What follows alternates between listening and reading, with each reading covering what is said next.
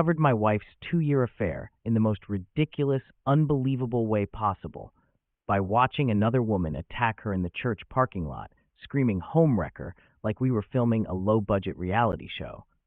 I honestly thought the lady was just an unhinged Karen having a spiritual meltdown. Turns out, my wife was the one who'd been living a double life. And by the time I finally pieced it all together, I didn't just end my marriage, I burned her entire fake identity to the ground. Let me walk you through it. My wife Bianca and I had what most people would call a perfectly average suburban life. 3-bedroom house, 2 cars that worked most of the time, quiet routines, church on Sundays at a place called Cornerstone Community. It wasn't thrilling, but it felt stable, normal. That Sunday started like any other. Service ended, and I headed to the car while Bianca stayed behind chatting with ladies from her small group. I was already thinking about lunch when I heard a woman screaming like she'd been possessed. I turned around just in time to see a woman, heels, church dress, mascara halfway down her face, grab a fistful of Bianca's hair and yank like she was trying to rip out the roots. I rushed over and pulled them apart. "What the hell is wrong with you?" I shouted. The woman pointed at my wife as if she were identifying a fugitive. "You destroyed my marriage, you home-wrecking witch. You ruined everything." I blinked. "Lady, her name is Bianca. I think you're confusing her with someone else." She snarled. "Don't lie for her. She's been sleeping with my husband for months. They're getting divorced because of her. My kids cry every night because he chose your wife over his own family." Bianca smoothed her hair, annoyed but not frightened. "I don't know who you are," she said. "You're clearly unstable." The woman shook her head violently. "I know about the lunches, the hotel meetups, the apartment visits. Don't you dare pretend." She pulled out her phone and shoved a blurry picture at me. Honestly, it could have been anyone. The quality was potato tier. "This is ridiculous," I told her. "Wrong person, wrong name. Move along before this turns into a bigger scene." Eventually, after creating enough drama to fuel a month of gossip, she stormed off. The pastor checked in. Bianca acted annoyed, but oddly unbothered. We went home. She didn't mention the incident once. Not during lunch. Not later that evening. That should have been my first red flag, but I talked myself into believing it was just some unstable woman projecting her drama onto strangers. Turns out, that woman wasn't confused at all. 2 days later, I got home from work early. Bianca had told me she was meeting a friend for coffee, so I figured I had the house to myself. I turned on the TV, and that's when my entire life imploded. Our smart TV was synced to Bianca's iCloud because she liked showing family photos during gatherings. Normally, I'd see pictures of vacations or pets. This time, front and center was a picture of Bianca wrapped in some guy's arms, his hand on her waist, the two of them smiling like they were in a romance movie. My stomach dropped. I opened the photo album.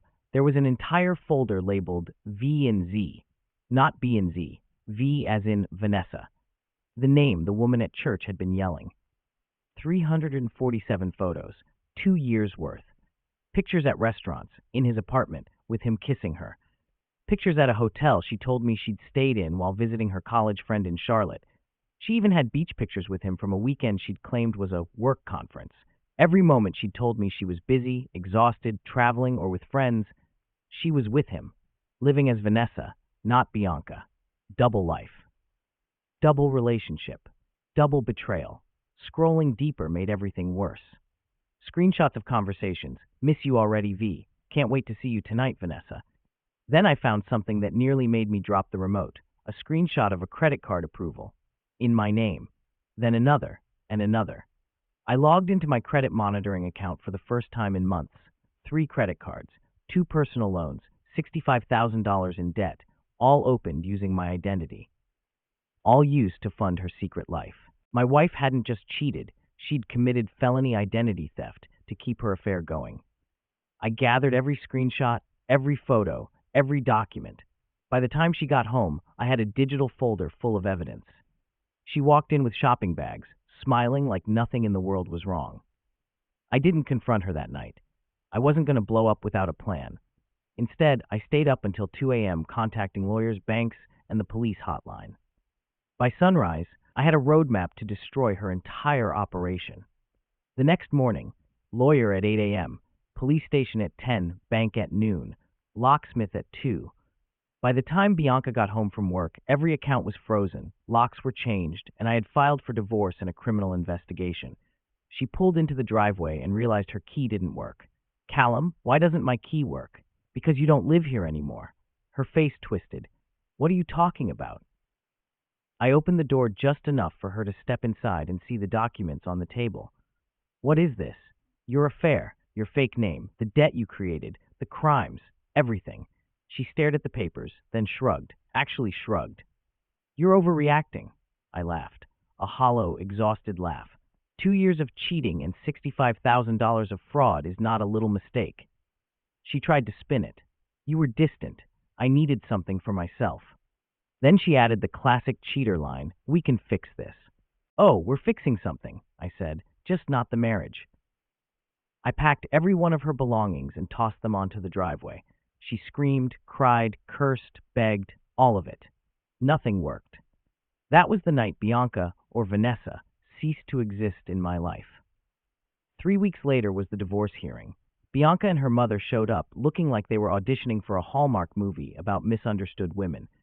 Her mother testified that I was controlling and abusive. My lawyer didn't even flinch. He handed the judge the folder of evidence. The judge's face soured halfway through reading. 2 years of fake identity, forged signatures, secret debt, an entire relationship funded by stolen credit. Bianca's entire narrative crumbled. The judge ruled, I keep the house. She pays the fraudulent debt, no spousal support, no assets. Police investigation continues. Bianca walked out ruined. I walked out free. 6 months later, everything settled. Bianca pled guilty to reduced fraud charges, landed probation, and was drowning in debt. Her affair partner Zane got destroyed in his divorce too. The two of them ended up living together in a dingy apartment because neither could afford better. And then karma decided to add some flair. One Sunday, my doorbell rang. Bianca stood there with a massive black eye, courtesy of Zane's ex-wife, who'd apparently snapped over child support issues. Bianca begged to talk, begged to come inside, begged for another chance. Right behind me, the girl I'd been casually seeing, Ashley, walked into view wearing one of my shirts. Bianca's face cracked. You replaced me this fast? You replaced me with Zane 2 years ago, Vanessa, I replied. She lunged at Ashley in pure rage. Bad move. Ashley dropped her with one clean punch. The next day, I filed a restraining order, approved same day. Bianca was legally banned from coming near me ever again. Bianca's fairy tale fantasy ended exactly how it should. Broke, beaten, twice. Alone. On probation. Drowning in debt. Stuck with the man she thought was her upgrade.